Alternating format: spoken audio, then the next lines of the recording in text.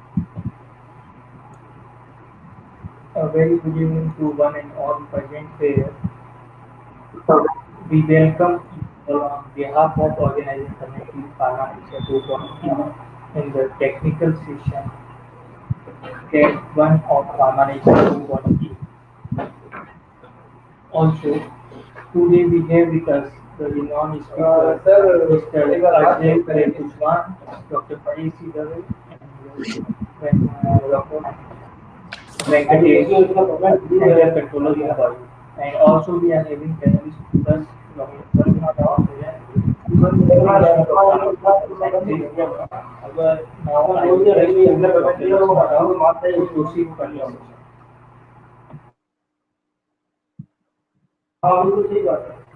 Over to Dr. Lakshman.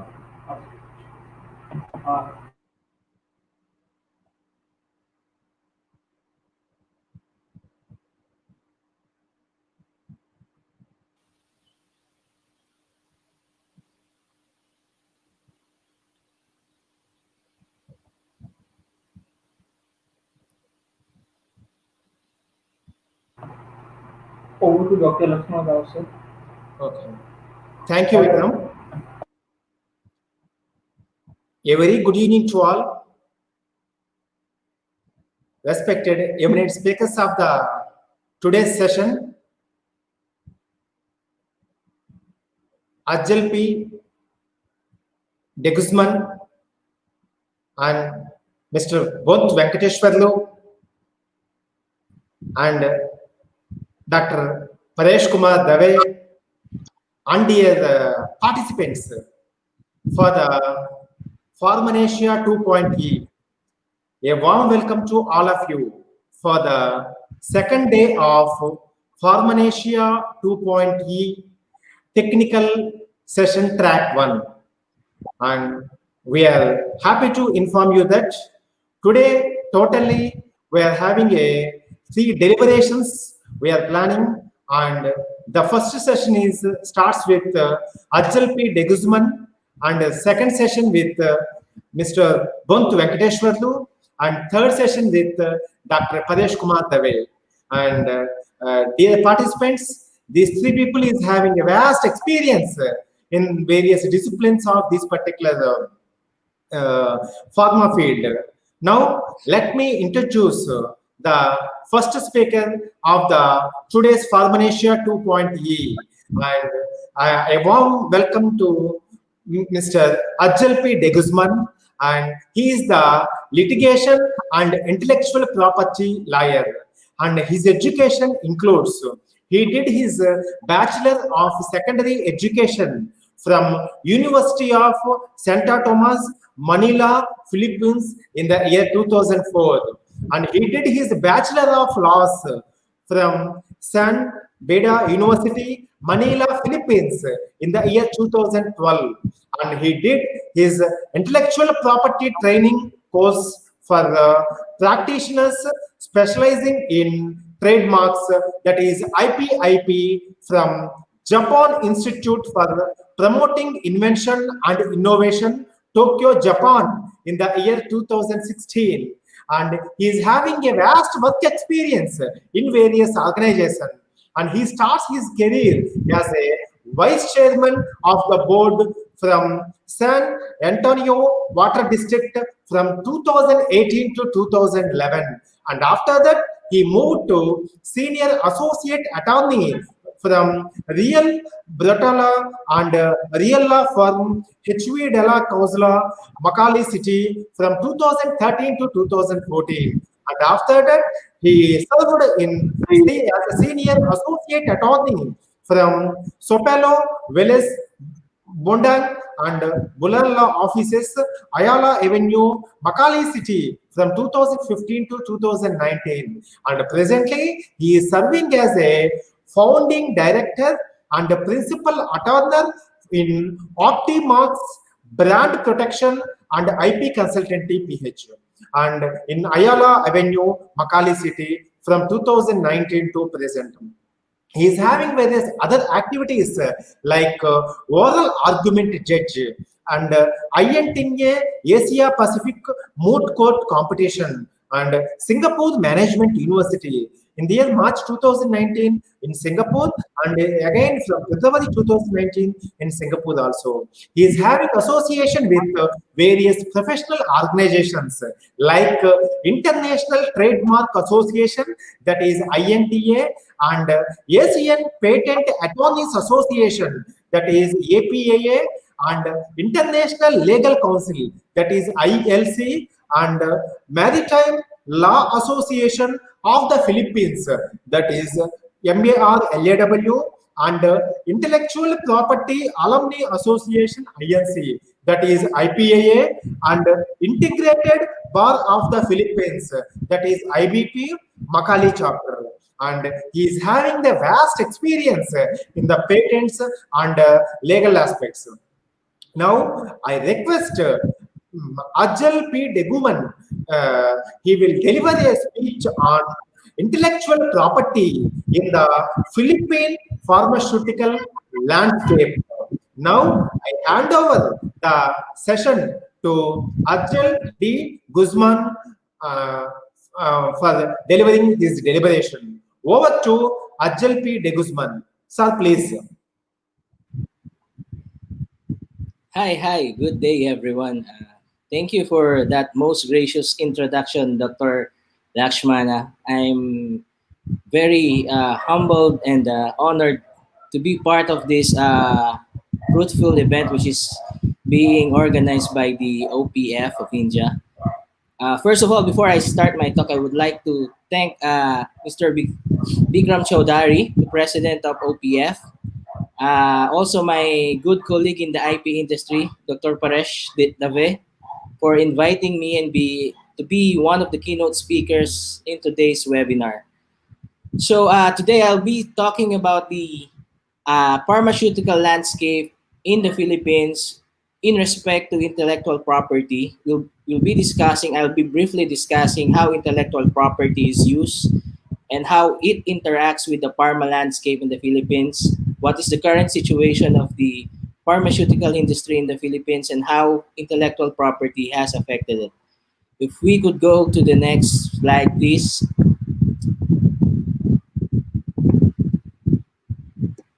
Okay, can we go to the next slide, please?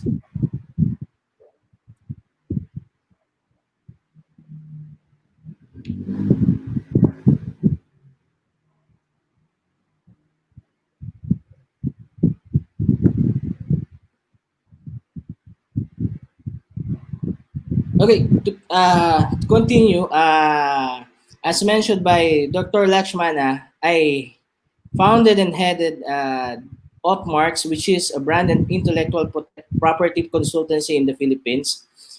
We are a young office which started barely a year ago in 2019. We started early 2019, and we have continued servicing the Philippines and the Asian regions in terms of protecting their intellectual property rights and in terms of enforcing intellectual property rights in the Philippines and also in the Asian region.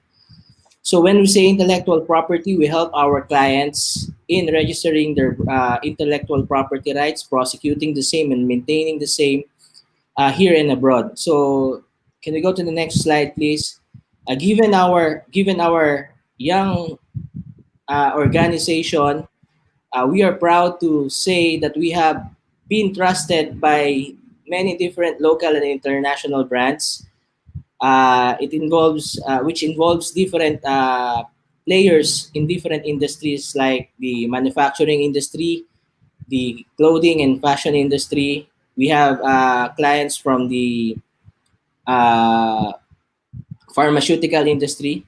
I believe one or two of our multinational clients are brands coming from India itself. We have Oil Rooms, which is a very known and successful tech company, not only in the Philippines, but I think in worldwide.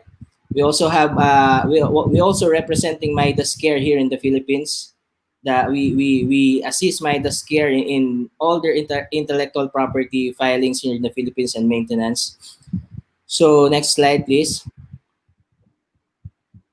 So that's it. As a background, again, we focus on intellectual property. And if you have questions or if you need assistance regarding intellectual property maintenance, prosecution in the Philippines, we can assist you. We can very well assist you. Now, I would like, before I go to discussing the current situation of the pharma industry in our country, I would like to give a brief introduction to our audience on what intellectual property is. It's just a brief introduction so that when we go to the next discussion of to the next part of my discussion, everyone would have a working knowledge of what intellectual property is, and everyone could be on board in terms of understanding the basic principles of intellectual property. Now, the basic question we have to answer when we are asked, and the most common question that is asked of me and my company here in the Philippines is, what particularly is intellectual property? When we say intellectual property, it refers to all the creations of the human mind which are susceptible of protection. These are intangible creations. When we say intellectual property, these are properties which are not physical in nature, which cannot be touched by our physical hands because they are intangible properties. Next slide, please.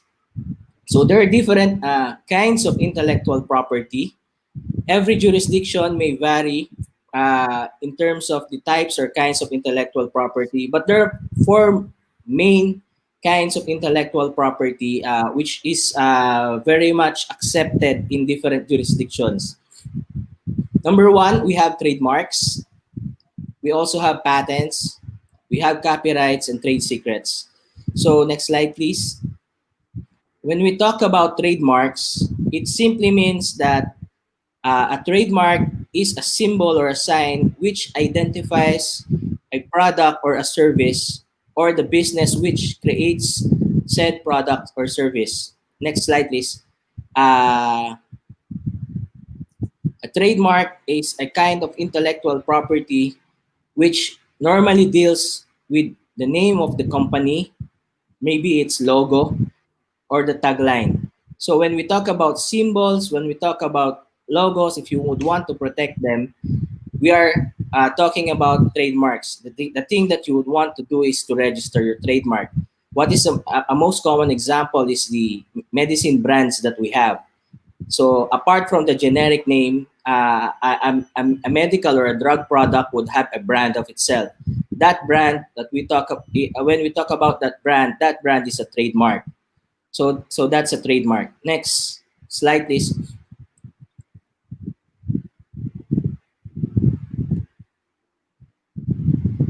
Can we move forward, please? Now, a patent. Another kind of intellectual property is a patent. When we say patent, it simply means an invention. So whenever there is an idea and it is applicable in a certain industry, and the same is novel and involves an inventive step, that is a patent that can be protected by a patent grant, which is issued by a government agency.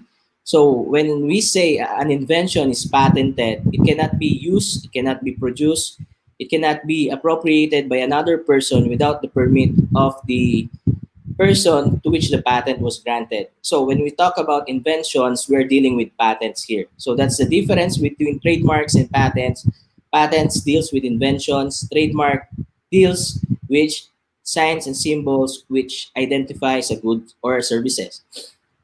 So next, we have copyright. Under copyright, copyright is a kind of intellectual property which protects original work.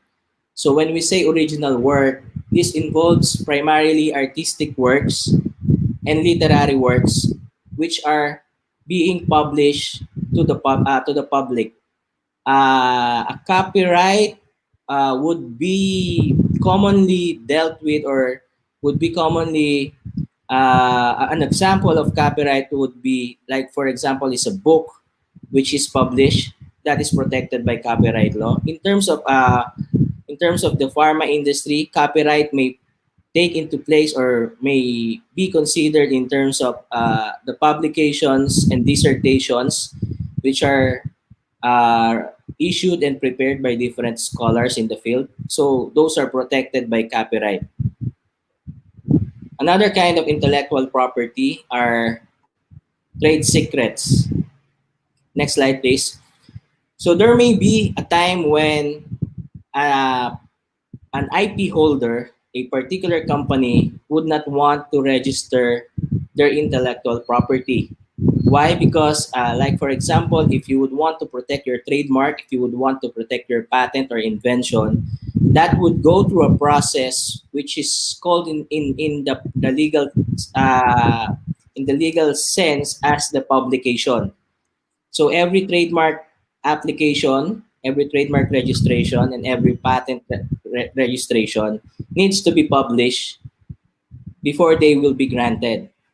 However, for certain companies, they would want to preserve the secrecy of these particular technologies and would not want those technologies to be published in the open. So, in that sense, if they would want to protect that particular intellectual property, it may be a technology, it may be a certain formula for a pharmaceutical product, it may be a recipe for a particular restaurant chain. If a particular company wants to protect that asset of theirs but do not want to disclose them in the public, they could protect the same as a trade secret. So before a trade secret, before a confidential information is considered as a trade secret, in general, there are three requisites. Number one, it must be valuable because of its very nature, which is being secret. Number two, it must be known only to a limited group of persons. And lastly, the company which owns the trade secret must be able to undertake reasonable steps to protect the trade secret. So those are the four basic types or categories of intellectual property. Can we go to the next slide, please? As I mentioned, we have trademarks, we have patents, we have copyrights, and we have trade secrets. There are other types of intellectual property which in other jurisdiction falls under the category of a patent. I can mention some there are utility patents or utility models in some jurisdictions, those which does not meet the criteria for an invention, but that particular asset is new. If that particular asset is new and it can be applied industrially, it can be in some jurisdictions it can be protected as a utility patent. Also, there are industrial designs which are protected in other jurisdictions. In the Philippines, you can register a design as an industrial design, even though if a particular design does not serve a purpose industrially, but if it is something new, you can register it as a design. So but basically, when we talk about intellectual property in general, in the universal context, we have these four types of intellectual property: the trademark, patent, the copyright, and trade secrets. Later on, I will try to discuss how these in different kinds of intellectual property affects the pharma industry, particularly here in our country in the Philippines. Now, the next question is, why is IP important? Why do we protect IP? We protect IP because intellectual property creates value for for a certain company. Creates an added value aside from the products that we develop, aside from the service that we offer to the public. Intellectual property creates a value of its own. That's why if you would ask me if a certain company would task our firm to conduct a due diligence in if they are going to acquire another company, one of the things that we would look into is the IP portfolio of that particular company because IP has a value of its own. So to give a concrete example of that, let's talk about the story of Nortel. Can we go to the next slide, please? I would just like to stress the value of IP in this particular situation, which happened around 2009. Nortel was one of the big telecom company in Canada. I think for a time it was once the third or the second largest telco company in Canada. However, the company faced problems, and eventually in 2009, Nortel filed for bankruptcy protection in Canada and in the United States. So as we all know, when a company goes bankrupt before it closes, it auctions off its assets. It sells its assets. It auctioned the assets off into the public for it to be able to pay all the liabilities and the loans which that particular closing company is facing. So in the case of Nortel, it auctioned off a portfolio of 6,000 patents. Aside from the physical assets, the physical capital, including the manufacturing plants of Nortel for its equipments, including the office, a particular asset of Nortel, which is of value to the company, is its IP portfolio involving 6,000 patents. So what happened there? Next slide, please. When it filed for bankruptcy in 2009, Nortel auctioned off its portfolio of 6,000 patents. Then came Rockstar. Rockstar is a conglomerate, it's a consortium which is formed by the big companies in tech involving or including Microsoft, Sony, Apple, BlackBerry, and Ericsson. So and others, and this big company, which aptly call themselves as the Rockstar Consortium, bought the IP portfolio of Nortel. So there was no physical asset to talk about. There was no machinery to talk about. There was no equipment to talk about. But they just merely bought the IP portfolio of Nortel, which amounts to, let's go to the next slide, please. Would you guess how much was those 6,000 patents worth? Nortel sold the portfolio for 4.5 billion US dollars.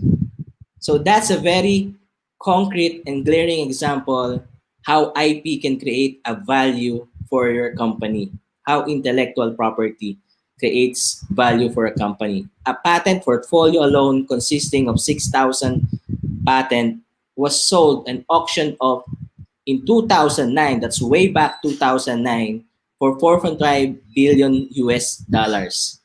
So what's the purpose of Microsoft, Apple, Sony, Ericsson, and the others informing themselves as Rockstar and buying this patent portfolio? That's that particular aspect of history in tech was known or was identified as a plan or strategy by these companies to prevent Google from acquiring those patents. So that is the strategy employed by these big companies there. They have prevented Google from acquiring these patents, and so as a consequence, Google, which owns Android, and that on that time has to license a lot of these patents and eventually bought off a lot of these patents from Rockstar. So next slide, please. I'll give you another example. Aside from patents, let's go to trademarks. One might think that a logo, a trademark, a brand may not cost so much. Hey, if you're going to ask me how much is a trademark worth, it really depends. Sometimes the mistake that most people do, or that most business owners do, is that they trade into business without protecting their trademarks. But this happens in the United States. About a year ago, Sports Illustrated, the famous magazine, sold the brand Sports Illustrated for 110 million to Meredith Group. What was peculiar about this particular transaction then? The transaction, the sale involving 110 million US dollars, only subjects the transfer of the brand and not the company to Meredith Group. So you see, Sports Illustrated, the brand alone, was sold for 110 million US dollars back in 2019 to Meredith Group. And the sale, peculiarly, outrageously, the sale of 110 US dollars does not include the premises, the operation, and the equipments of this famous publishing company. It only involves the brand. So under this arrangement, Sports Illustrated would continue to be managed and published by Sports Illustrated, but the purchaser, Meredith Group, would own the brand. So that's how valuable IP is. So from our two examples, we have seen that intellectual property, although not totally understood by all and not really familiar by most of business owners, could create IP could create an intense amount of added value for your property, be it a trademark, be it a patent, be it a copyright or a trade secret. Those IP assets means added value for your company. So let's go to the next slide, please.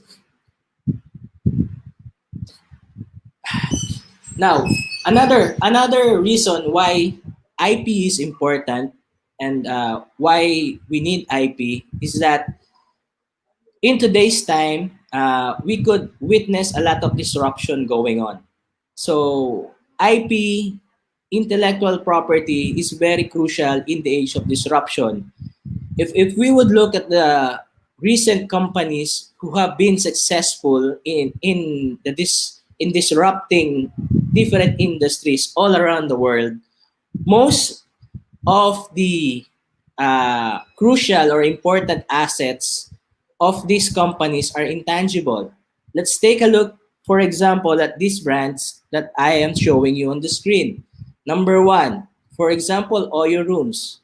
It could be said that Oyo Rooms could be one of the biggest hospitality companies in the world, but peculiarly, it doesn't even own a single hotel establishment. So that's pretty strange for a tech company who is considered as a big player in the hospitality industry, but doesn't own a physical asset like a hotel or a resort. But Oyo is one of the biggest earning in this brands in the Philippines right now.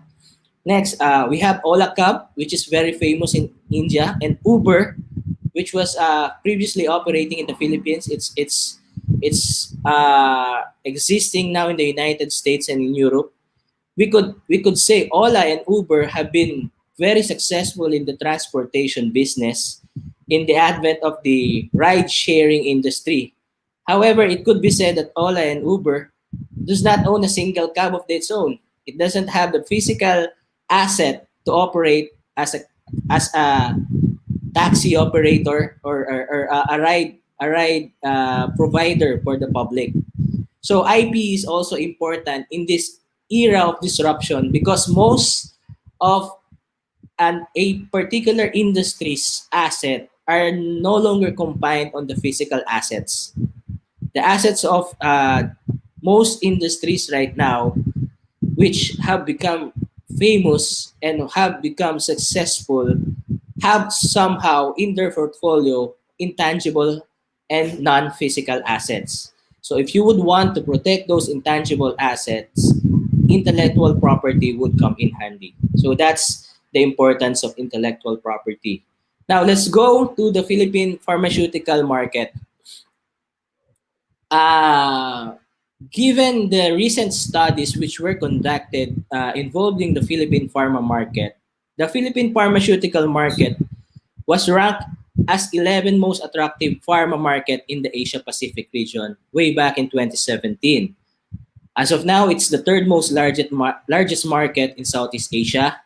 And if we talk of the top 20 pharma company in the world, at least 14 have manufacturing facilities in the Philippines. So the pharma industry in the Philippines comprises the top 20% of the 200 40 industry sectors in the Philippines. Really, I could say that the pharma industry is one of the leading industries in the Philippines. Of course, you may know, most may identify the Philippines as labor intensive market. We provide a lot of technical skills to the world. The Philippines also, one of the leading industry in the Philippines also is agriculture and tourism. But the pharmaceutical industry is not far behind. As I mentioned, 20% of the 240 industry sectors, the top 20% includes pharmaceutical industry. Now let's go to the next slide, please. Now, by the numbers, if we are going to observe, there are more than 500 drug traders in the Philippines, drug and pharmaceutical traders in the Philippines, 700 importers, and there are more than 5,000 distributors in the Philippines. So, in terms of the manufacturing capacity and market share in the Philippines, 20%, 20 the top 20 pharma companies are multinational companies, international brands. So almost 70% of the market share of the pharmaceutical industry in the company is being occupied by international and multinational brand, with 30% of the sales coming from the local pharma companies. So that's it, 70-30, 70 coming from international brands, and around 30% of comes from the local companies. Next slide, please. Now, let's see here. In a study which was conducted in 2017, there was a survey which ranked the top 20 companies in terms of market share in the Philippines. The number one, the first is the United Lab or Unilab. It's a local company which was founded in the Philippines. And in way back in 2006, it comprises around 26% of the market share, which was followed by Pfizer, GSK, Sanofi, and so on. And if you would look at the list, most, if not all of these, are comprised of international and multinational companies. So next slide, please. Now, when we talk about the pharmaceutical industry in the Philippines and in the legal perspective, which affects regulation and intellectual property, the main thing to consider is that the Philippines adopts a civil law system in implementing the legal procedures here. So, the Philippines is a civil law jurisdiction. Everything that we implement, everything that regulates the government agencies, the market players, the different regulatory bodies, they all follow the civil law system, which entails that everything is based on law. Unlike in certain jurisdictions, and I believe in India, the system is a common law system. But in the Philippines, everything has to be codified, everything has to be enacted into law before it could be implemented. So here are some of the basic laws which affects the pharmaceutical industry in the Philippines. Number one, of course, the Intellectual Property Code of the Philippines, which involves all the laws governing intellectual property in the Philippines and the enforcement thereof. Second, the Food, Drugs, Medical Devices, and Cosmetic Acts. This is the law which is being observed and being applied in terms of regulating the pharmaceutical and medicinal industry in the Philippines. The Generics Act, the Consumers Act, the Reproductive Health Law, and the Cheaper Medicines Act. So these are a number of the laws which are being considered if you are going to partake in the pharmaceutical industry here in the Philippines. Next slide, please.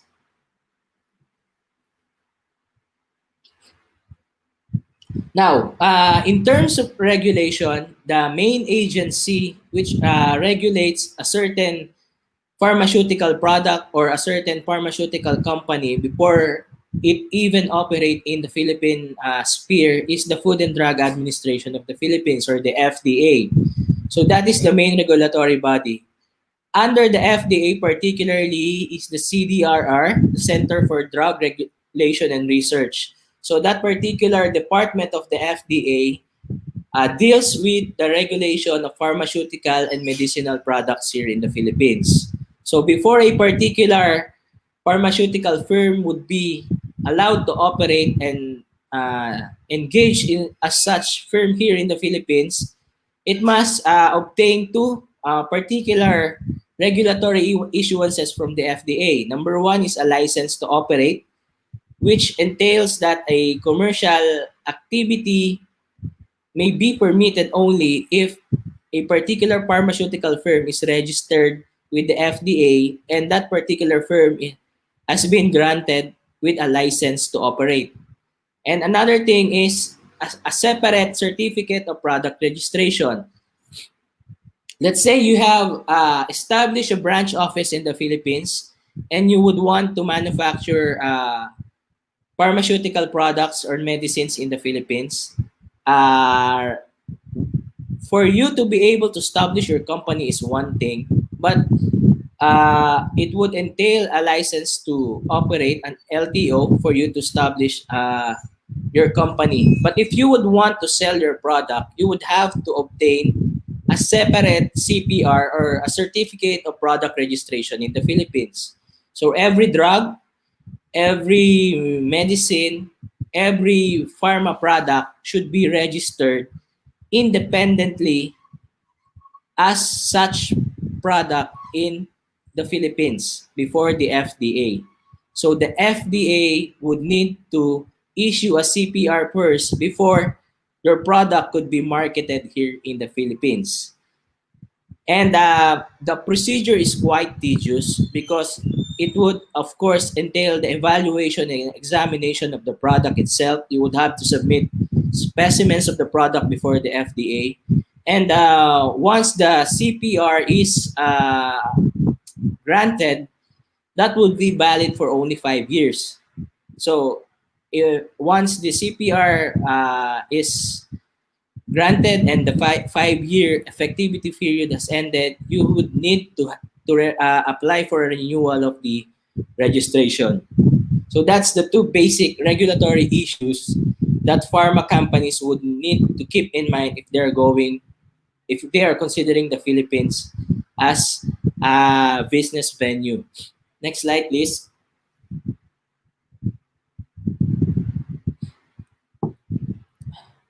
Slide, please.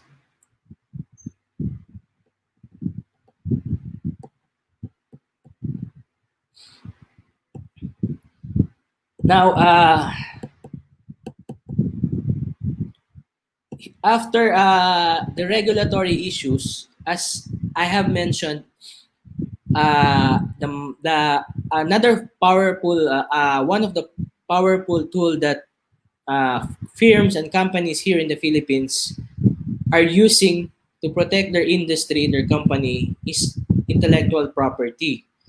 So if you would want to, let's say you have successfully registered before the Philippines and you have successfully established your company here in the Philippines, you have registered your products, you have obtained your product registration.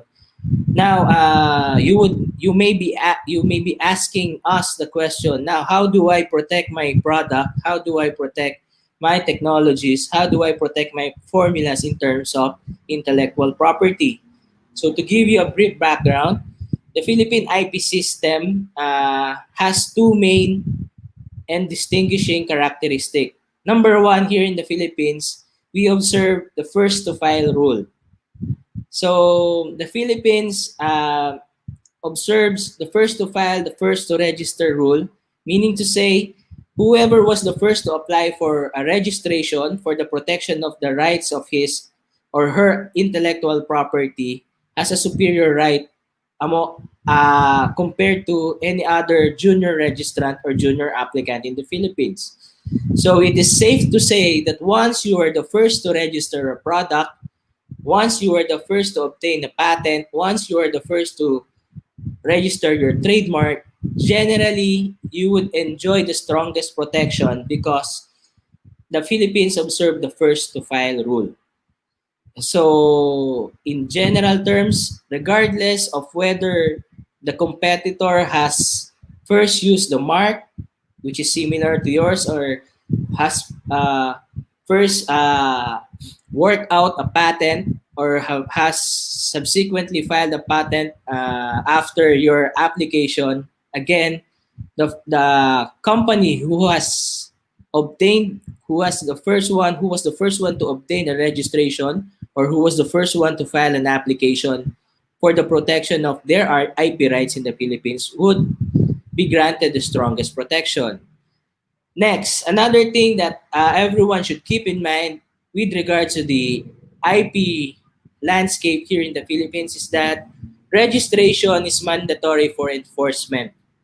So if you would like to enforce your IP rights, and you would like to exercise your exclusive right to enjoy, use, work on your patents and on your technologies, you have to register your IP assets. Except for certain exceptions like copyright and well-known marks, the Philippines is a signatory to the Berne Convention.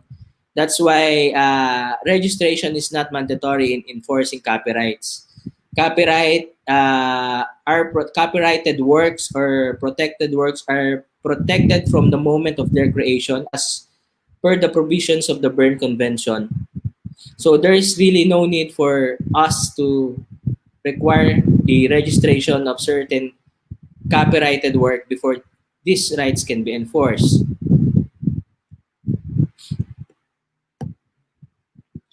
Now, how do different pharmaceutical companies and how do different pharmaceutical players utilize IP in terms of protection? So can we go to the next slide, please? In terms of companies which manufactures medicines and pharmaceutical products in its original form, we call that here in the Philippines and in the industry as the originator companies. These companies which develops and create a new product for the market. The originator companies use patents and primarily the patent system to protect their IP rights. For what? Number one, to avoid infringement. So as I mentioned, if a particular product was developed and it is covered by a patent grant, it is already protected in the Philippines from infringement.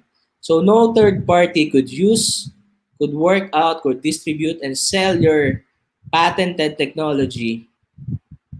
And infringement can be acted upon if a certain company or a certain individual infringe on your patent rights.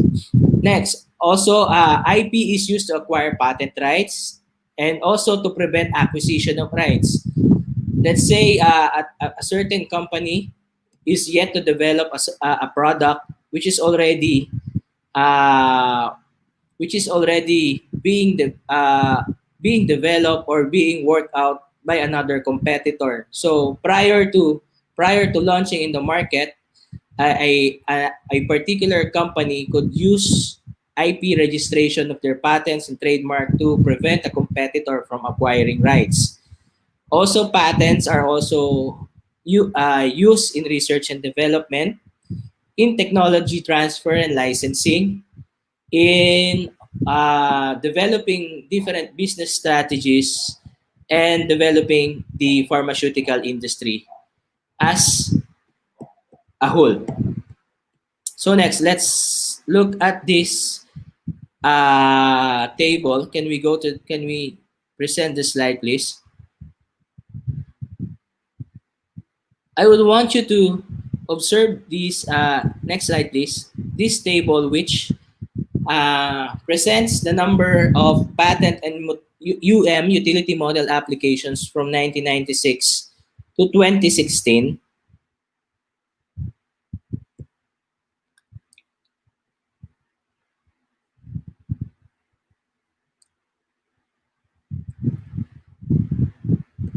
See, can you see clearly? Can everyone see clearly? I hope everyone can see clearly. So, back in, just to give you a background, back in 1996, the number of invention filings per year was only around 300 to 338 to 300, in the 300s of the numbers. So it gradually increased as the years go by. However, if you would look at the patent filings in the Philippines throughout all these years, majority of these filers for patent and utility models come from non-residents. So a lot of multinational and foreign applicants have been considering the Philippines in protecting their intellectual property assets, including patents and utility model. So for invention, in 2016, there were only 14 patent filings, invention filings, coming from resident and local companies or individuals. But look at the difference. Compared to the 14 number of invention filed by local residents in the Philippines, the foreign patent applications in 2016 numbered to 765. That's a really big difference in terms of filings. So it only goes to show that the patent and pharmaceutical landscape here in the Philippines is really dominated by foreign and multinational companies. Now let's go to the next slide, please. In terms of trademark applications, in 2016, the resident application, local applications, is 3,521, while the foreign application around numbers only to around 2,330. However, if you would look at the table here, also not included in the list for 2016 are around 1,200 foreign filings coming from the Madrid route or the Madrid Protocol, which entails a patent, a trademark applicant to designate the Philippines as a country where they would want their trademarks to be protected. So again, if you would look at the numbers, it's really dominated by foreign and multinational company, even in trademark filings involving the pharmaceutical industry. So next slide, please. In terms of generic companies, those companies which work out or develop or produce pharmaceutical products which are not protected by patents as compared to originators who develop new products, these generic companies conduct patent searches to avoid patent infringement. They use the IP patent system to innovate and improve on existing product and processes. Most of these generic pharma manufacturers and generic companies would utilize what we call in the IP industry as the freedom to operate searches. So it may be that a certain particular drug is not covered by patents, but commercially they may be prevented from marketing or utilizing the same. And a good way to determine that is by conducting a freedom to operate search. Then next slide, please. Can we project the next slide? Okay, in terms of other IP rights, aside from patents, as I mentioned a while ago, the pharmaceutical industry utilizes mostly patents and the patent system to protect their IP rights. So in terms of other IP rights which may be used, pharma companies, different pharmaceutical companies in the Philippines use trademarks. Number one, to protect their investment in terms of branding their products and also to protect the identity of their companies. So trademarks are used to avoid the confusion and to avoid the public being misled that a certain product comes from a well-known manufacturer or developer. So another thing is copyright. Copyright may be utilized by different pharma companies or by the pharma industry in terms of protecting original works like research and development. Like for example, if they would want to secure regulatory approval before the FDA, all the literary writings, all the reports that they submit to the FDA are protected by copyrights. And also of course, trade secrets. There may be products which are developed by pharmaceutical companies in the industry which may not pass the requisites of a patent grant. So if that particular product may not be patented or is unpatentable, a company may use it as a trade secret, may utilize trade secret, the provisions of the law on trade secrets to protect the same. And as I mentioned a while ago, if a particular product is not if a particular company does not want to publish the product in the open or does not want the technology to be out in the open, it could utilize the same as or it could characterize the same as a trade secret to protect them from being infringed and to protect the same from being put in the public. So basically that's the landscape, the pharmaceutical landscape here in the Philippines. I can say that the Philippines is not yet there in terms of technology and development in the pharma landscape, but because we are heavily bombarded by technologies coming from the international market, the pharmaceutical industry, the landscape, the technology is evolving and continuing to improve as the times go by. So that ends my discussion for today. I don't know if the organizers have allotted time for questions, but if you have questions, you can send us an email at our email. You can send us an email at info@opmarks.com. You can visit our website for more information on the Philippine intellectual property landscape. Our website continuously updates for developments in the industry and intellectual property developments in the country. So thank you very much all. That would be the end of my discussion for today. Thank you very much, Arjel de Guzman, for your excellent presentation entitled IP in the Philippine Pharmaceutical Landscape.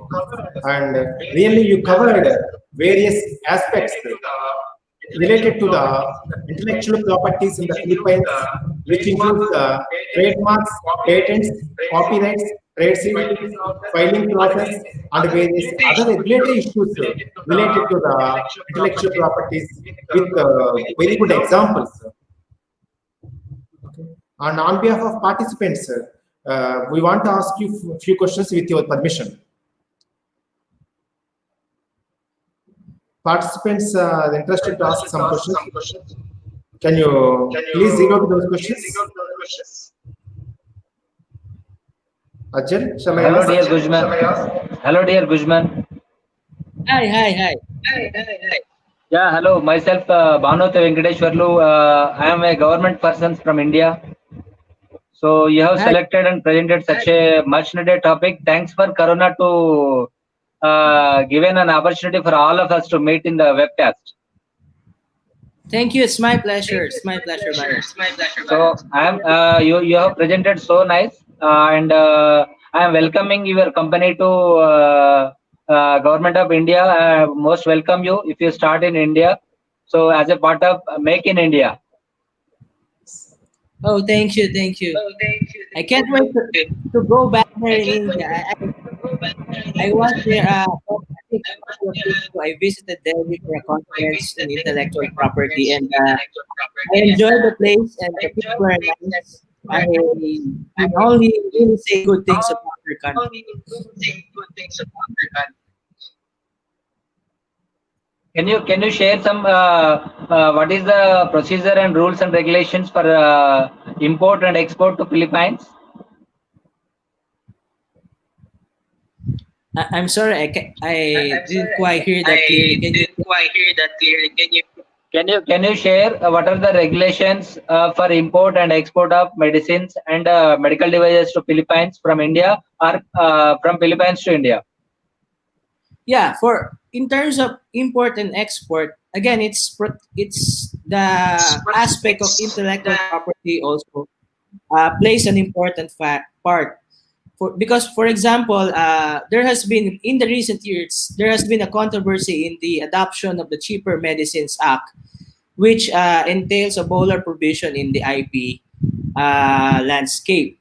So it has been misconstrued as a license for everyone to sell generic pharmaceutical products in the Philippines, even though the patents are still effective here in the Philippines. But that is not the case.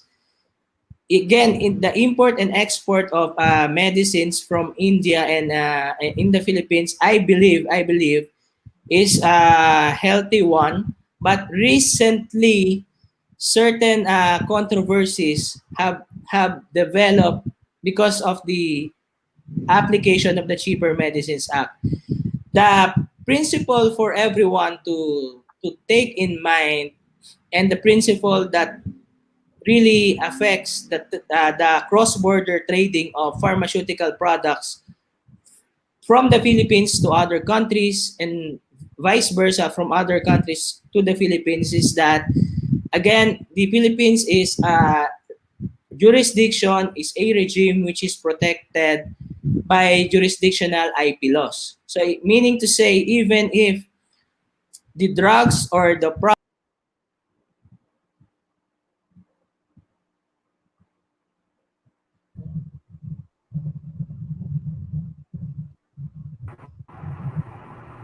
I think there is some network issues.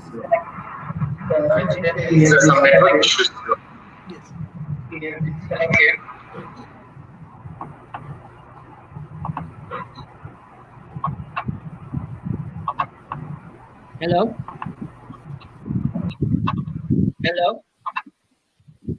hi, am I back on? Am I back? Yes, we can hear you. Okay.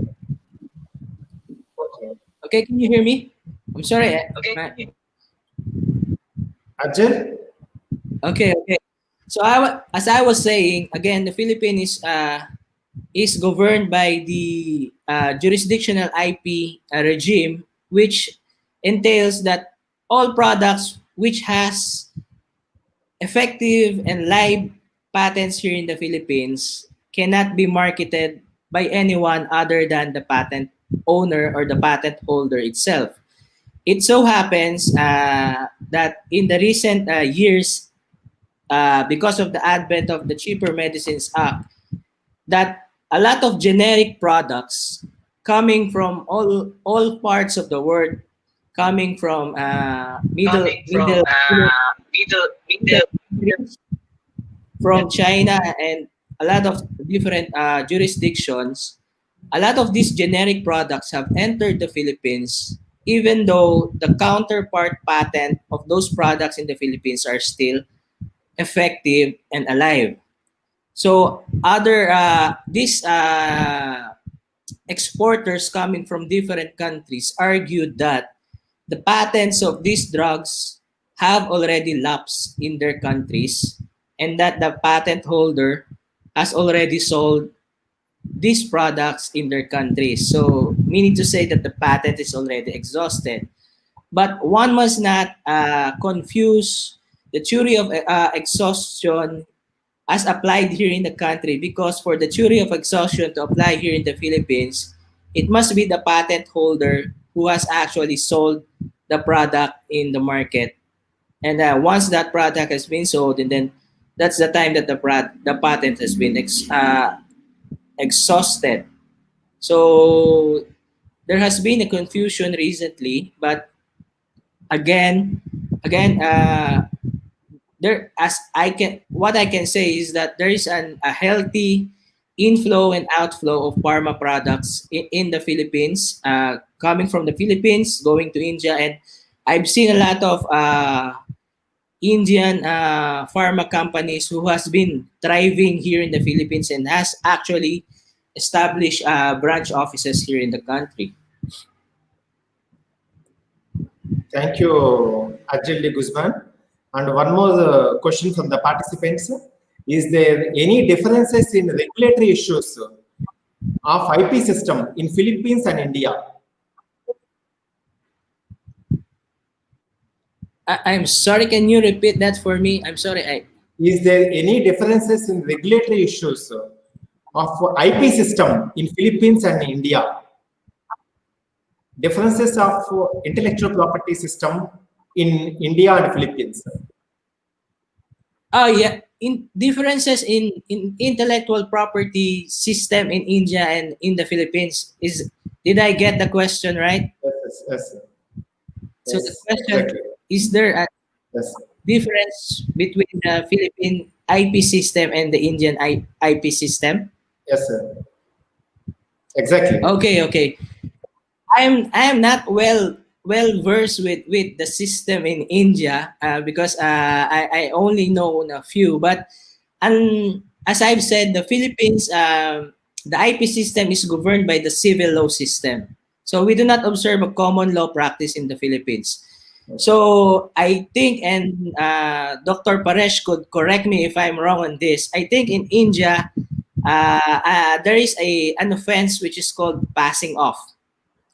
So meaning to say, you can file for an infringement case even though there is no registration for your IP right. But once your product has been passed off by another company as their own, that particular act of passing off can be actionable or can be sanctioned under the law. So in the Philippines, again, we are a civil law jurisdiction. We do not observe common law. So registration is mandatory for infringement, and passing off, although it happens and it is technically illegal, it's really hard to prosecute against passing off here in the Philippines. Thank you. Yes. And another question is, what is the impact of generic drugs in pharma sector in Philippines? What is the impact of generic drugs in pharma sector on Philippines? Generic market. What is the impact Of generic market in Philippines? Generic market in Philippines. Pharma sector. what is the state of generic brands Yes. brands in the Philippines? Yes, yes. Okay, the generic brands in the Philippines plays a major role in the pharmaceutical landscape. Being a developing country, the government and of course the FDA has seen it fit that the people have more access to low costing drugs. So that's why, as I mentioned, recently we have enacted the Cheaper Medicines Act. One of the purpose of that particular law is to provide a greater access for everyone to obtain or to have these effective and useful pharmaceutical products and medicines. A lot of companies here are producing generic drugs, and here in the Philippines, if you are familiar with the setup here, we have drugstores which are specializing in selling generic drugs. There are generic drugstores. There are drugstores and pharmacies here in the Philippines who sells only generic counterparts of drugs and medicines, and that's how big the generic drug industry here is in the Philippines is. Thank you. And last question from the participant is, please share some recent advancements in development of biologic medicines in Philippines pharmaceutical industry. Please share some recent advancements in development of biologic medicines in Philippines pharmaceutical industries. Any recent developments in biologic medicines? Recent developments in, I'm sorry, I am not getting it quite clearly. Developments in Biologic medicines. Recent developments in biologic medicines in Philippines. Is there any recent developments in biologic medicines? Biologic medicines. Okay, in biotech. Biological medicines. Yes. Okay.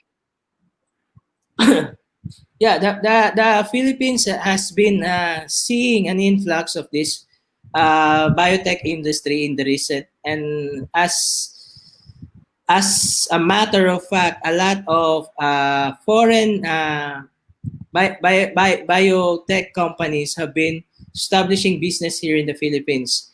Our country, our company, for one, has in this particular year has dealt with several, I think 2 or 3 companies dealing in the industry. So I think from that observation alone, I could say that the landscape is improving. Thank you, Arjel Guzman, for your very informative and excellent presentation for the participants. On behalf of Open Pharmacy Federation and Pharmanecia 2.E, we are very much thankful to you for your very informative session, and thank you very much on behalf of Open Pharmacy Federation, and thank you so much, sir, for your excellent deliberation. Thank you, sir. Dear Guzman, thank you and congratulations, wonderful presentation. So any last governing stem cells in Philippines related to stem cells? I'm sorry? Related to stem cells, related to stem cells. Cell-based products. Stem cells. Yeah. Yeah, I'm not aware of any particular.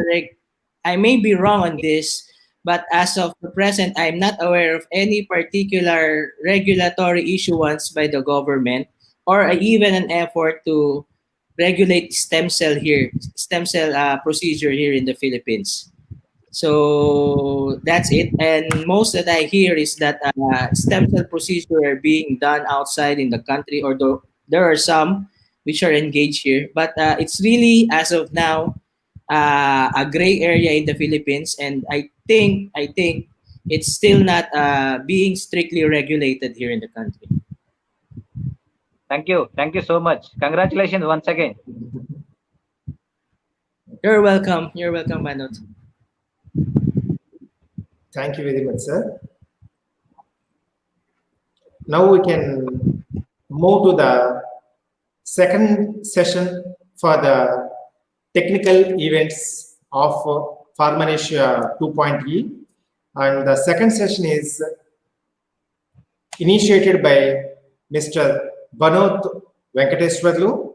He is the Assistant Drugs Inspector in Central Drugs Standard Control Organization, popularly call it as a CDSCO, and comes under the Director General of Health Services, DGHS, Ministry of Health and Family Welfare, Government of India, West Zone, Mumbai, and he will deliver a talk on pharmaceutical entrepreneurship, opportunities and challenges. And welcome to Banoth Venkateshwarlu garu and for your valuable presentation. And over to you, sir. So thank you all, and it's a great privilege for me to be here.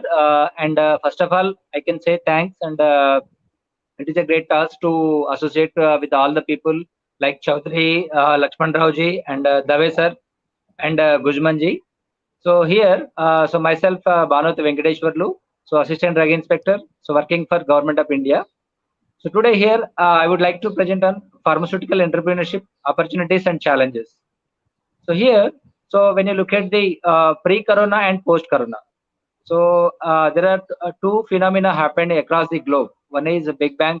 After that, continents and a lot of rivers, seas are formed. And I think corona is the second Big Bang for everybody. So when it comes to India, so there are a lot of opportunities, and how a new entrepreneur can find out what are the challenges for to entering into a pharma sector. Either it may be a retail distribution, retail pharmacy, or medical distribution, or distribution of medical devices, import or export, and manufacturing, third-party manufacturing, herbals and cosmetics, Ayurvedic formulations, generic formulations. So here there is a huge potential for India because India is considered as pharmacy of the world. Can you move to the next slide?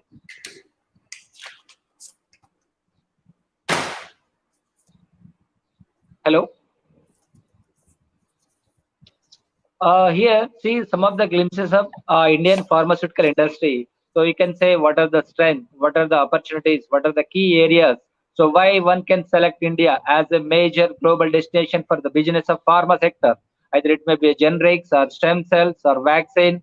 Or you can say monoclonal antibodies, blood products. Or now due to the corona, there are a lot of developments happening in the country, like manufacturing of N95 masks, PPE kits, and surgical masks, medical devices, pulse oximeters. So just when you see the general phenomena, general glimpses of the our strengths, you can say, of the Indian pharmaceutical industry. The size of the Indian pharmaceutical industry is 32 billion US dollars, and exports come to 17 billion dollars. Domestic market is 15 billion dollars, and growth rate is current annual growth rate is 9 to 10%. It is a huge growth rate, and imports around 3.5, mostly from China, especially active pharmaceutical ingredients, exported to more than 200 countries. So, and the volume of the production, India is the third largest in the world, and volume of the production is 10th position. Manufacturing units. So here, so when you see the geographically, India is divided into different states. So Gujarat and Maharashtra, like Mumbai and Hyderabad, and states like Chennai, Bangalore. So these are having particular pharma special economical zones for separate manufacturing units. And manufacturing units nearly 8,000, and API more than 1,500. Supply chain about point million retail chain outlets. USFDA approved facilities around 300, and the European market around 250, and WHO. See, when you see the globe, India is the only country where most of the WHO approved facilities for manufacturing of the medicines, more than 1,300. And from government side, a lot of initiatives taken by Narendra Bhai Modi ji, so Honorable Prime Minister of India. They are identifying special economic zones for pharma. States like Chhattisgarh, it is coming in the Raipur, and Orissa, it is coming at Gopalpur, and Telangana, and place where the 20,000 acres is allotted for world largest pharma city. 20,000 acres. So world largest pharma city is going to be built in the my own state, that is Telangana of India. Can you move to next slide?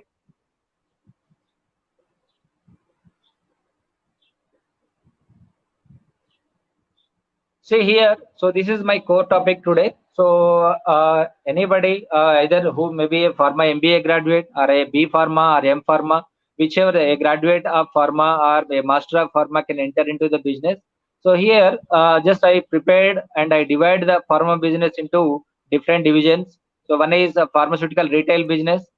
See here, you can see retail business. India population is 130 crores. So here major challenge is the delivery to the last mile. So most of the villages, most of the areas where retail outlets are not there so far, and retail sector is one of the largest sector in India. So there are some successful pharmacies like Apollo as well as My Health Pharmacy, and recently one well-known pharmacy came from Gujarat, that is uh, uh, uh, ph- Wellness Pharmaceutical. That is, they have succeeded with around 100 stores only in Mumbai. And second one is pharmaceutical distribution. So pharmaceutical distribution is also having lot of scopes, and third party manufacturing, export of the pharmaceuticals, in that medical devices and PPE kits, vaccines and everything, and pharmaceutical manufacturing, research and development. So research and development includes like BAB centers, clinical trials, and a lot of blood products coming under recent phenomena, and import and trading of pharmaceuticals, cosmetics, and Ayurvedic and herbal formulation. So if you go by one, so these are the main core areas or thrust areas where a new age entrepreneur or a pharmacy graduate can choose either of the model, either retail business or maybe a distribution, or going for a third party manufacturing, export, or research and development. So here you can see a lot of scope and development, and the government is also taking lot of initiatives. So recently, when you take the pharmaceutical retail business, I will tell you one success story from government side. In year 2010, the government of India started retailing of the generic medicine in with one medical shop, one retail store in Amritsar. So now they have expanded around 650 medical shops across the country, and they have earned 400 crores during the pandemic situation. So that is the story, success story of the government side. And recently, 2 days back, the government of India, Ministry of Chemicals, so Honorable Sri Sadananda Gaudaji announced that by 2024, they are going to expand nearly 10,000 generic medical stores across the country. So the ultimate goal of the government is in order to provide accessibility, affordability of quality medicines to the last mile of the country. So here, so a lot of players, private players already succeeded, like My Health Pharmacy, Apollo, and a lot of opportunity for new age entrepreneur with small investment. So you can start with minimum amount of 10 lakhs in India. So very simple licensing procedures, that is entirely online. So you can start retail business in India. So you can retail cosmetics, medical devices, and you can name it A to Z in pharma sector, or for wellness A to Z. So there are some retail pharmacies like in Telangana, Warangal region. So A to Z medical shops. They have started from like retail all cardiovascular drugs, diabetic drugs, or neuropathic drugs, cosmetics, Ayurvedic formulations, medical devices, etc. and etc.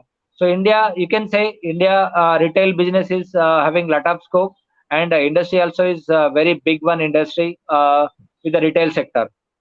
And pharmaceutical distribution, uh, here, so pharmaceutical distribution is somewhat required large finance. So nearly 50 to 1 lakh 1 crore amount is required to start a medical distribution. So you can take directly from the different manufacturing companies, either maybe MNC or domestic or WHO approved, and you can supply to the all retail, so retail business people. So here also you can find out so medical distribution.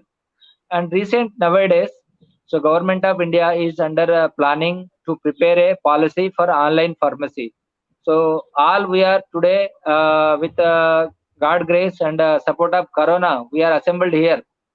So because of online, so government of India identified the potential outcomes and already delivery channels across the globe, like Amazon and GeoMart recently. Reliance also entered into the online pharmacy. So you can easily upload your prescription. You may get whatever the medicines you want easily at your doorstep or your home.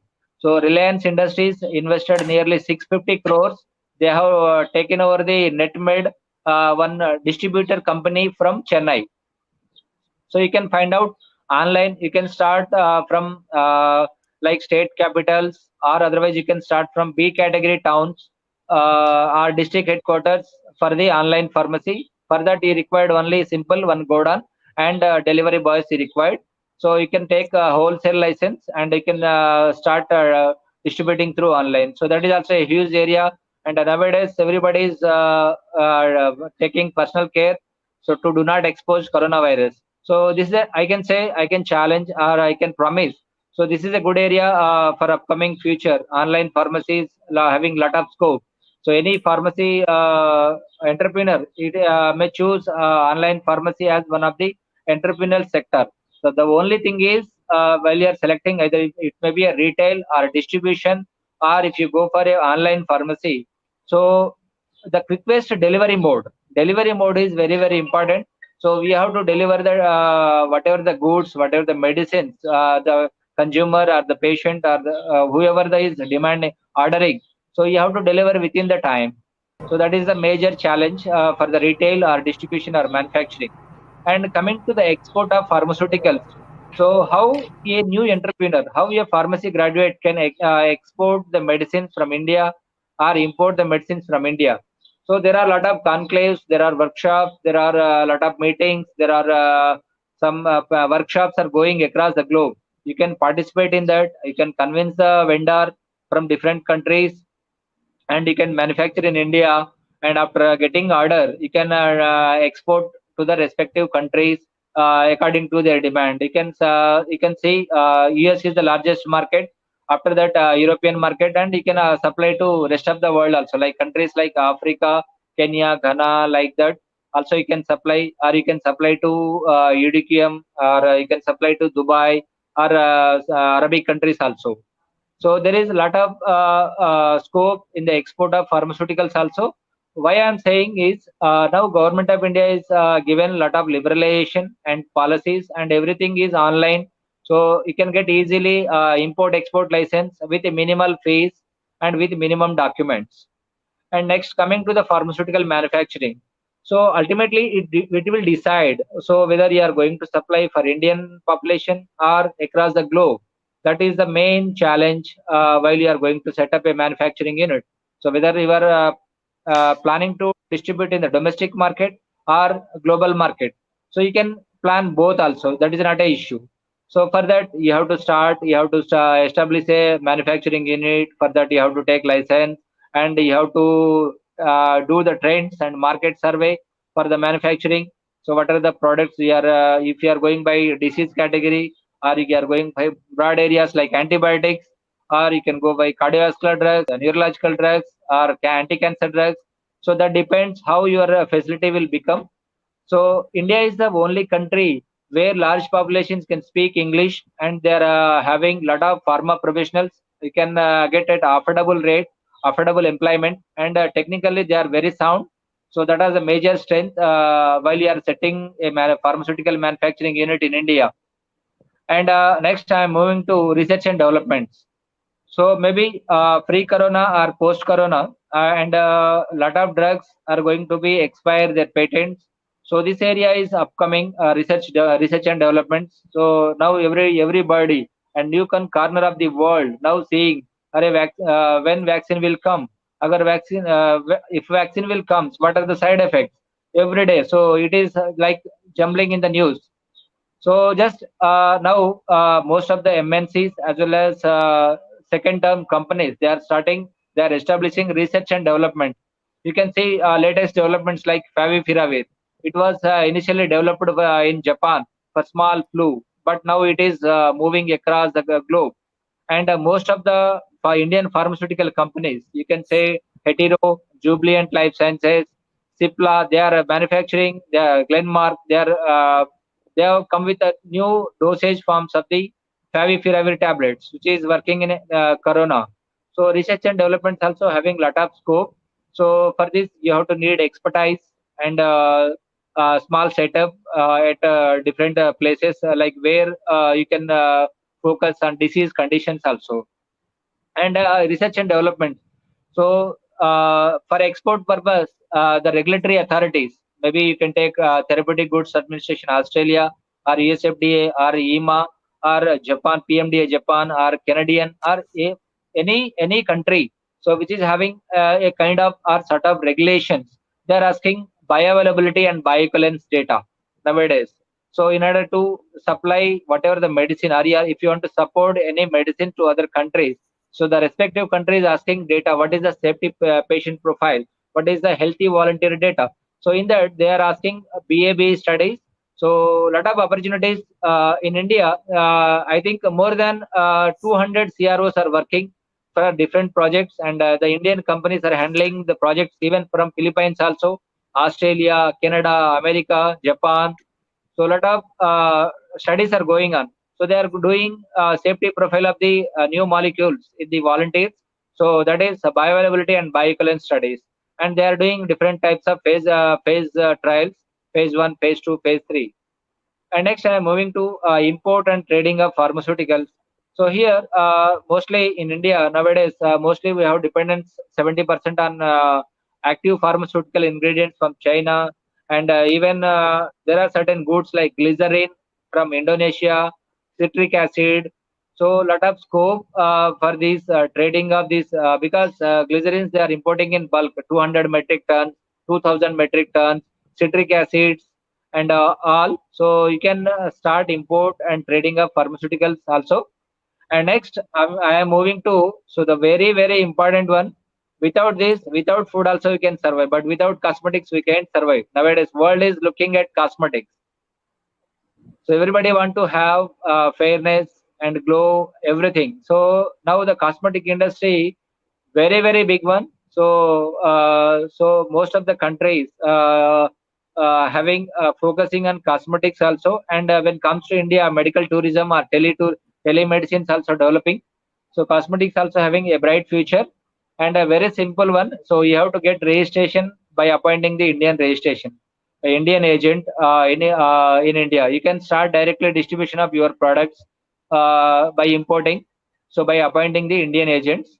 And next I am moving to so very so traditional, which is traditional, and which is the source and which is the strength of India, which reflects from very ancient, nearly 2000 BC. That is Ayurveda. So very even big problems also we are very simply resolving, and India recovery rate is more. So because during our food practices we take lot of like carbonatives, lot of Ayurvedic formulations, knowingly or unknowingly, and from mothers cooking and household purpose. So a lot of Ayurvedic formulations and herbal formulations nowadays are tulasi, you can say, you can name it tulasi and ashwagandha. Lot of opportunity for Ayurvedic as well as herbal formulation. So here I can say you I am in government CDSCO, say Apex Regulatory Authority. So there are a lot of opportunities, and we are using the ease of doing business, very simple format, and a lot of scope is there to start or to become an entrepreneur in India. So just only right now this so just I spoken about what are the opportunities, and now what are the challenges in front of you. So you have good opportunity in retail pharmacy, distribution, third party, export, manufacturing, R&D purpose, and import and trading, Ayurvedic formulation, cosmeceutical. So far, just I have discussed about opportunities, and what are the challenges, especially. See, the practice of pharmacy is what we can say. It is highly neglected in India. So India, we can say India is the pharmacy of the world. In which case, so just we are pharmacy of the world in manufacturing, not in pharmacy practice. So pharmacy practice, I belongs to pharmacy practice, clinical pharmacy. There are a lot of scope and opportunities. The budding pharmacists who are practicing or who want to come as a clinical pharmacist, because it is highly neglected. So far India is product oriented, not patient oriented. So if anyone can start consulting or like clinical pharmacy services, like you can say you can improve the patient counseling, or you can take medication history, or you can say home medication review. So that finds lot of scope in India. And major challenge is one is delivery and investment is a major challenge. So if you overcome with delivery system, whichever, maybe you can take retail or distribution or manufacturing or export or import. So if your commitment, if you are giving it within the time, so a lot of opportunity for you as a budding or new age entrepreneurs in the pharma. Can you move to next slide? Next slide, please. So finally, so I'm a big fan of Mother Teresa. I'm a follower of Mother Teresa. Here, so just I can say I can conclude my presentation with a small quotation from Mother Teresa. The fruit of silence is prayer. The fruit of prayer is faith. The fruit of faith is love. The fruit of love is service. The fruit of service is peace. So ultimately, so everybody, we want peace finally.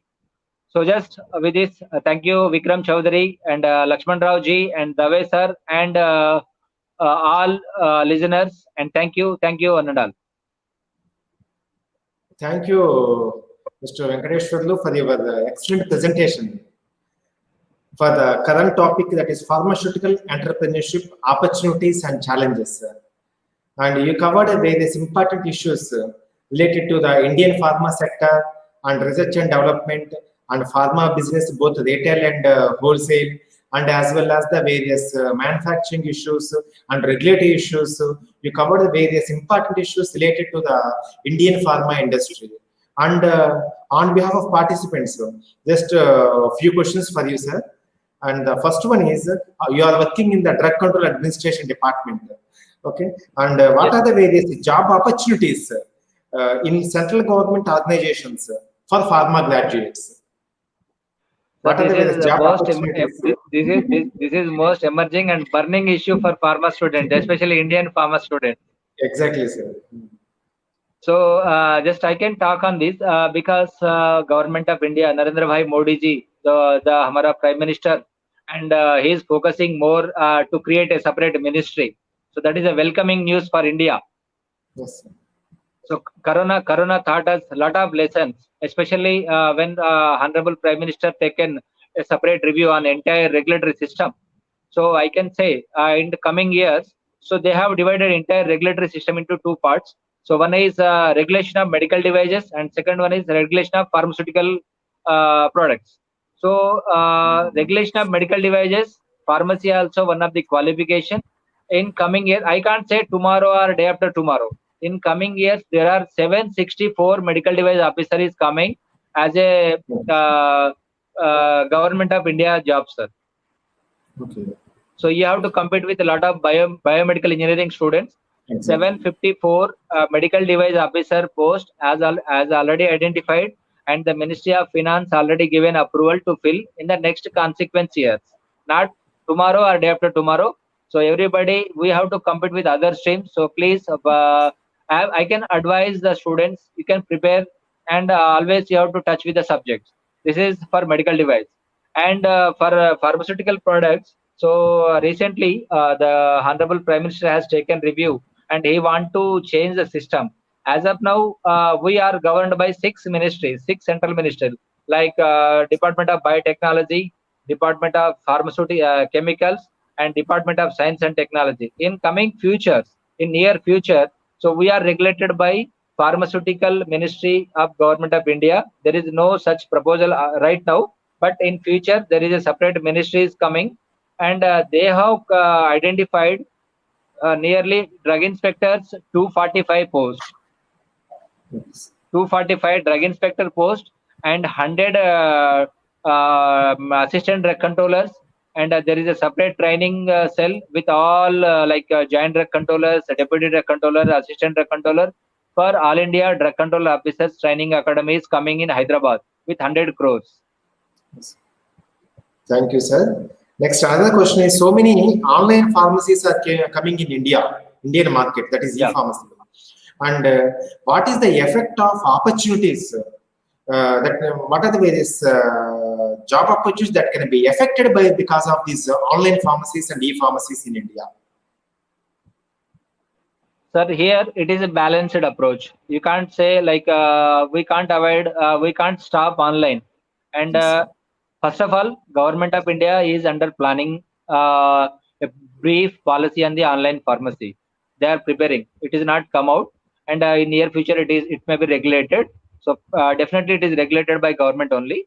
So that is the first point, and first clarity from my side. And second one is, see, we have to encourage both offline as well as online. So we are encouraged. So we are with like old versions. Now you can see model of Ola Uber, Ola Uber. So like that it will come. So definitely as a pharmacy entrepreneur, I am encouraging, but with a lot of restrictions, because any organization, they are they are ready to deliver online pharmacy services.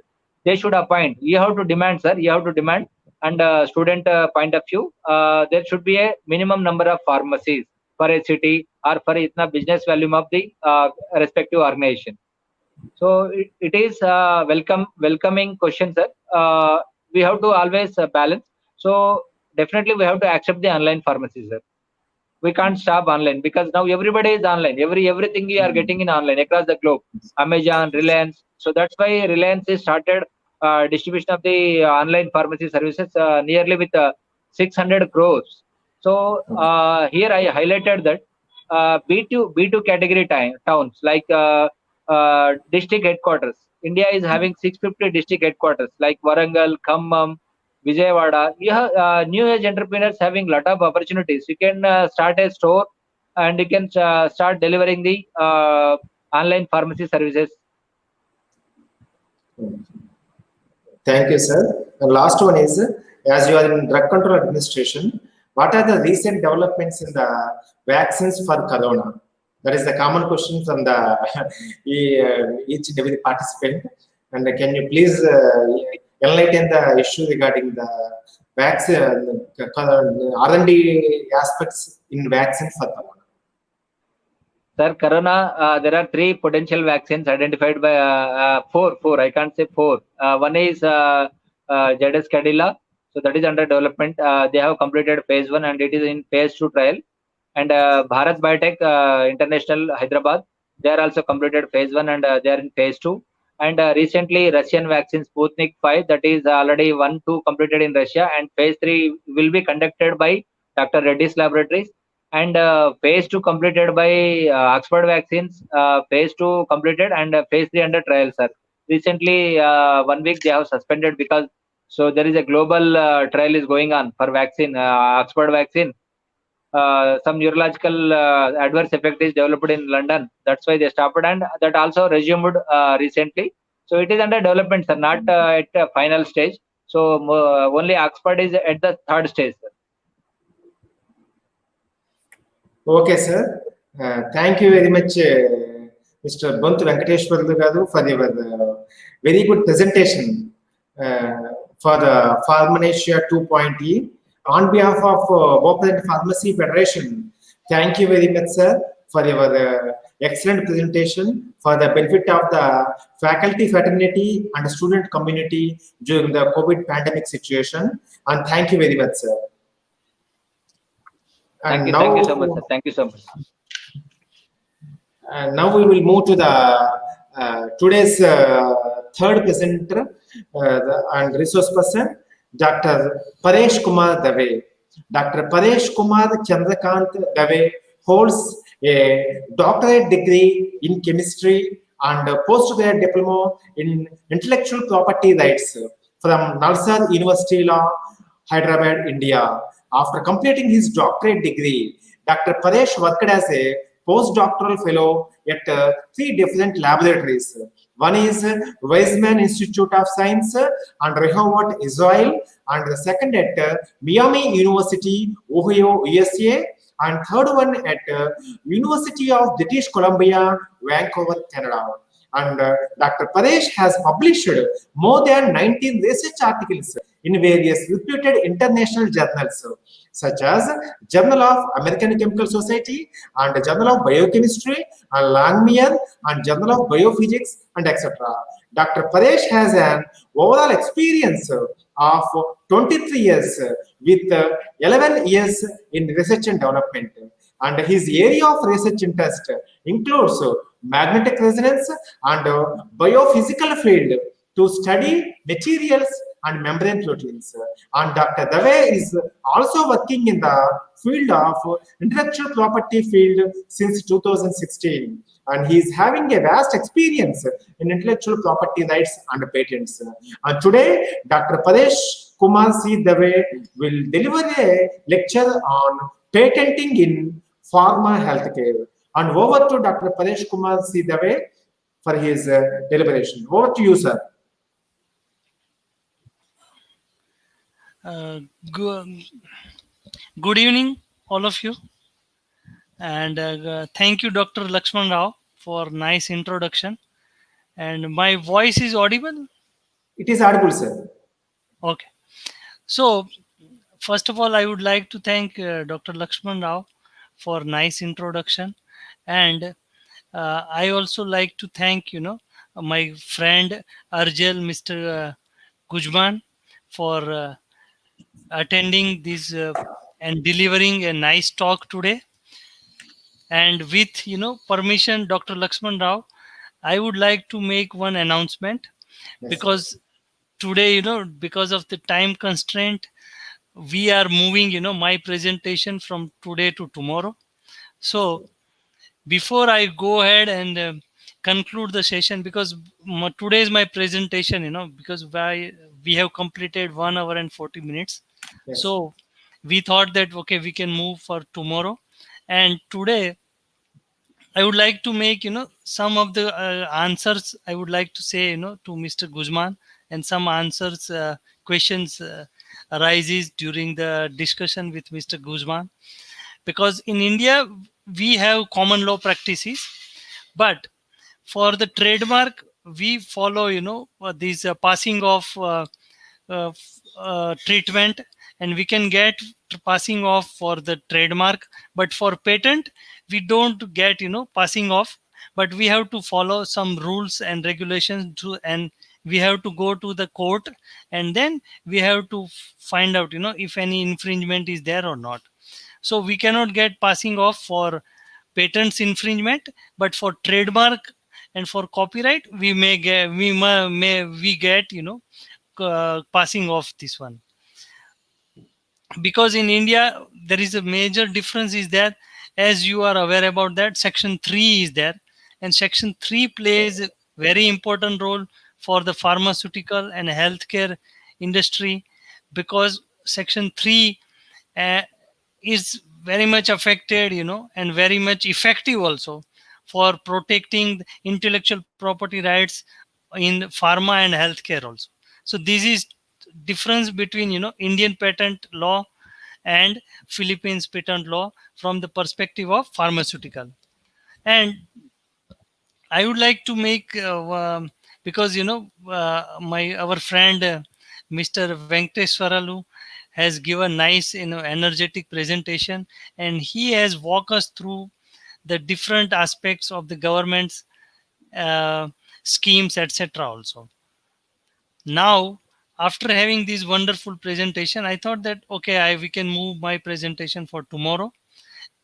Before I conclude my this session, I would like to share one of the short story, because these short stories I usually share with uh, during my presentation. During my presentation, There is a very small there is a short very story. small short. This is a very short This story, is a very short. because one day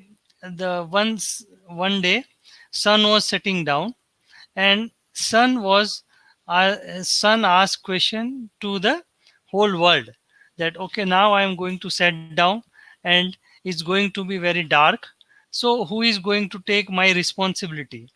Because as we know that when sun is in the horizon and we are getting full sunlight, and we are getting lot of energy from the sun also, and we are getting light also from the sun. So sun say, okay, now I'm going to setting down, so who is going to take my responsibility? So whole world, whoever the entity was there, they were thinking, who will take, responsibility of the sun, because sun is very great and full bright of that, and we is giving sun is giving light to all of us. So all were, back up, and they were thinking what to say. But during that time, one small lamp was there, and we call it in India is the one diya was there. So that Dia came forward, and Dia said that, okay, I am the person, who is going to take responsibility of sun, because I will try my best to light up this whole world, and I can burn myself, and I will try to light the whole world. So this is a story, for inspiration, that even small lamp can say that he is willing to take responsibility of the sun. Then we can also take responsibility of making our country good, making our world good, because this is, we are going through some lifetime, we can say that after centuries, this pandemic time, we are going through this. So we must have, inspiration, and we must have encouragement, and with help of each other, we can go through this difficult time also. And this difficult time, I must congratulate, Operant Pharmacy Federation for organizing this Pharmanecia, and continuing to encourage and to develop, students from pharmaceutical background, and to give them, the right path, and to teach them, and to share the knowledge, and give the opportunity for them to learn a lot, even in this time, through virtual media also. So having said that, thank you all, and thank you for giving me this opportunity. And tomorrow, please come on time, and I will be here to present my talk on pharmaceutical industry, and IP are relevant in, particularly in our India. Thank you. Thank you, Dr. Paresh Kumar Dave, for your remarks for the today's presentations. And due to time constraint, the Dr. Paresh Kumar Dave presentation to tomorrow. And on behalf of Open Pharmacy Federation, it's my indeed to propose a vote of thanks for today's session. And on behalf of Open Pharmacy Federation, Pharmanecia 2.E, let me thank the today's presenters, Arjel Guzman from Philippines, and Banoth from CDSCO, Mumbai. And thank you very much, sir, for your excellent deliberations for the benefit of the pharma fraternity members and student community during the pandemic situation. And your presentations are very much enlightened the participants during this particular pandemic situation. And thank you very much, Dr. Paresh Sidave, for your closing remarks regarding today's presentations. And we are eagerly waiting for your tomorrow's presentation. And on this particular platform, we must thank Open Pharmacy Federation, especially Mr. Vikram Chaudhary, because he is a dynamic entrepreneur, and for the Open Pharmacy Federation, director for Open Pharmacy Federation, with his interest and zeal, he arranged this Pharmanecia 2.E for the benefit of the participants from all over the globe during this particular pandemic situation. It is Pharmanecia 2.E is a very good platform for all the teachers, students, and industry people to show their talents in terms of the e-quiz and e-poster presentations and videos competitions, etc., for to encourage the novelty and to encourage their talents during this particular pandemic situation. And on behalf of Open Pharmacy Federation, and we thank you one and all for the second day of the Pharmanecia 2.E. And again, we will meet on tomorrow. And thank you one and all. Have a nice day, and wish you good luck. Thank you, sir. Thank you one and all. Thank you. Thank you. Over to Vikram. Thank you so much, Dr. Lakshman Rao, for your valuable support to today's technical session for track one and to managing for the session as a panelist and also special thank to all the speakers for today's session. Thank you so much, sir, for your wonderful support to the technical session one.